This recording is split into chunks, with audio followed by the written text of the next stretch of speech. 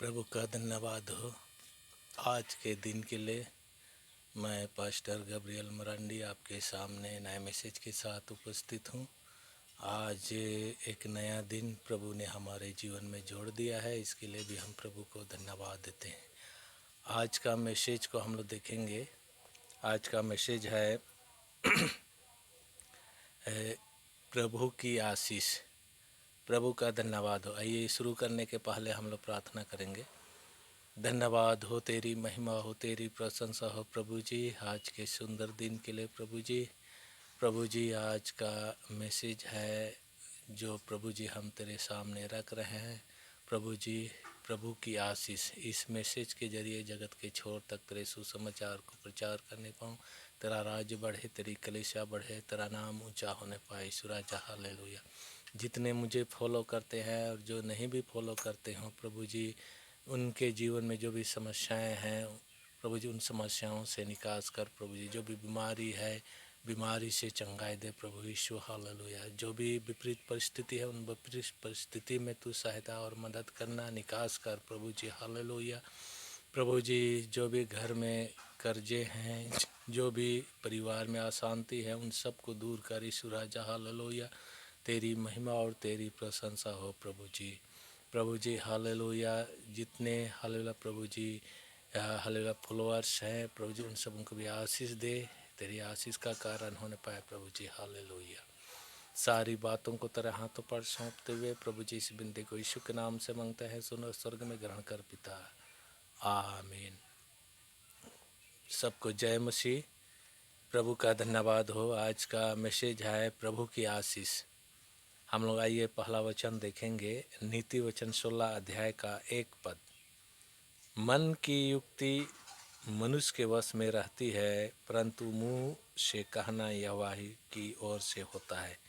प्रभु का धन्यवाद हो। जो मन में कोई भी मनुष्य युक्ति निकालता है तो उस युक्ति को अपने मन में रखता है और इस तरह से मन को कंट्रोल करके उस युक्ति पर अपना काम शुरू करता है। प्रभु का धन्यवाद हो। और इस तरह से, लेकिन यहाँ पर लिखा है परंतु मुंह से कहना यहोवा ही की ओर से होता है। लेकिन जो मुंह से होता है वो परमेश्वर की ओर से होता है। प्रभु का धन्यवाद हो। क्योंकि मन में बहुत सारे आशादय रोग लगा रहता है, जिसके कारण से मनुष्य सोच विचार करके अपने लिए मन में इकट्ठा कर लेता है, युक्तियाँ बना लेता है, योजनाएं बना लेता है। लेकिन मुंह से जो निकलती है वह परमेश्वर की ओर से निकलते, उन बातों को रोकता है जो मन में व्यर्थ बातें निकलती है, उन बातों को रोकता है। उन बातों को बोलने से मुंह कतराता है, क्योंकि मुंह जो है परमेश्वर के वश में है, जीभ परमेश्वर के वश में है, होंठ परमेश्वर के वश में है और परमेश्वर के अनुसार ही वो सारे चलते हैं। प्रभु का धन्यवाद हो।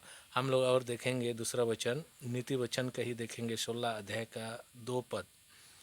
मनुष्य का सारा चाल चलन अपनी दृष्टि में पवित्र ठहरता है, परंतु यहोवा मन को तौलता है। प्रभु का धन्यवाद हो। मनुष्य अपना चाल चलन अपनी दृष्टि में, मनुष्य अपने चाल चलन को अपनी दृष्टि में पवित्र ठहराता है। प्रभु का धन्यवाद। और इस तरह से लोग सोचते हैं कि मैं पवित्र हूँ और इस तरह से मेरा चाल चलन बहुत अच्छा है और इस रीति से इस संसार पर वो बहुत अच्छा जीवन व्यतीत कर रहा है। इस तरह से मनुष्य अपने मन में सोचता है।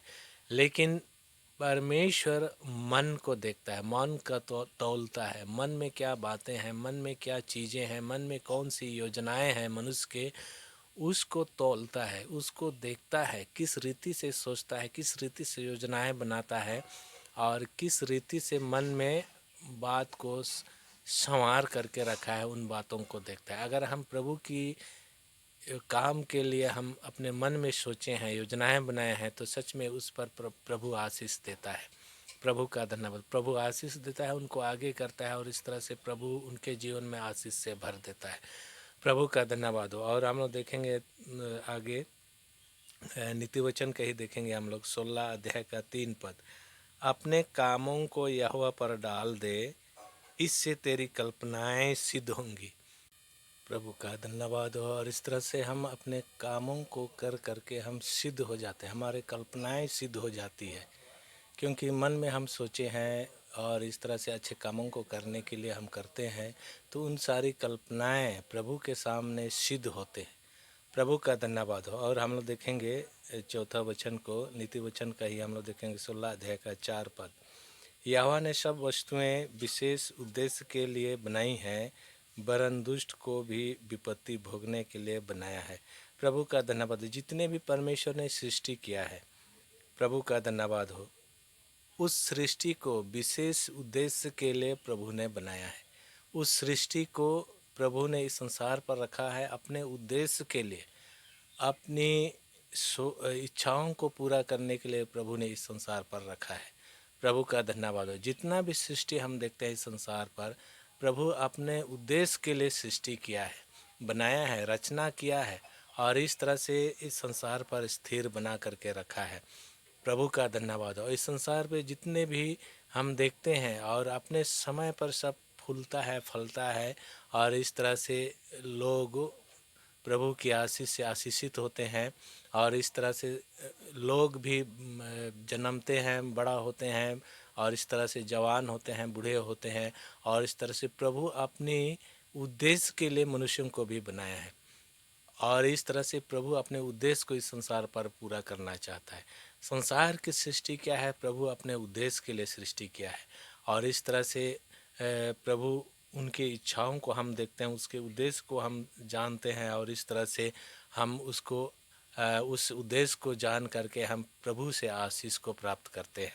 प्रभु का धन्यवाद हो। क्योंकि संसार पर जितना भी सृष्टि है, प्रभु ने मनुष्यों को अधिकार दिया है और इस तरह से मनुष्यों को अधिकार दे करके परमेश्वर अपने कामों से, अपने उद्देश्य से इस तरह से मनुष्यों पर रख दिया है। प्रभु का धन्यवाद। मनुष्यों को दे दिया है और इस तरह से परमेश्वर चाहता है कि मनुष्य इस संसार पर जो परमेश्वर की उद्देश्य है उसको पूरा करे।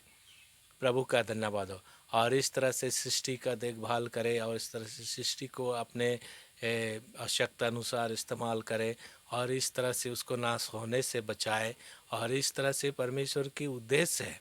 और उन उद्देश्यों को हम जब जानेंगे, प्रभु के उद्देश्यों को हम जानेंगे, तो सच में उन उद्देश्य को जब हम पूरा करने का यत्न करते हैं तो इस संसार पर मनुष्य आशीषित होते हैं। प्रभु का धन्यवाद। और इस तरह से परमेश्वर के उद्देश्य पूरा होता है इस संसार पर और इस तरह से जब पूरा होते हुए देखता है परमेश्वर, तो इस तरह से प्रसन्न होकर के मनुष्यों को आशीष से भर देता है। इसीलिए परमेश्वर ने इस सृष्टि को रखा है ताकि इस संसार पर गवाही हो, लोगों पर गवाही हो, सृष्टि पर गवाही हो और इस तरह से परमेश्वर की महिमा हो।